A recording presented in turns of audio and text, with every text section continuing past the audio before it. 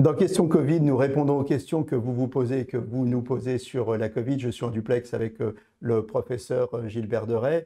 Gilbert Deray, homme-femme, est-ce qu'on est égaux devant la Covid? Que disent les chiffres? Alors non, on n'est pas égaux devant la Covid parce qu'on s'aperçoit que lorsqu'on regarde les patients hospitalisés, en particulier les formes graves, il y a plus d'hommes que de femmes. Il y a un net déséquilibre, on va dire de l'ordre de 60% d'hommes pour 40% de femmes.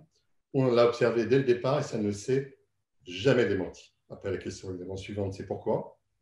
Il est probable que les femmes ont une immunité différente de celles des hommes et que c'est pour ça qu'elles vont se défendre mieux contre la Covid. Et d'ailleurs, c'est ce qui explique pourquoi il y a plus de femmes qui font des maladies auto-immunes. Vous savez qu'il y a plus de femmes qui font un lupus ou une polyarthrite rhumatoïde, ce qui témoigne en fait d'un phénomène dysimmunitaire et surimmunitaire. Eh bien, ce qui les défavorise en ayant une immunité trop forte dans ces maladies auto-immunes, c'est un avantage pour se défendre contre ce type de maladie virale.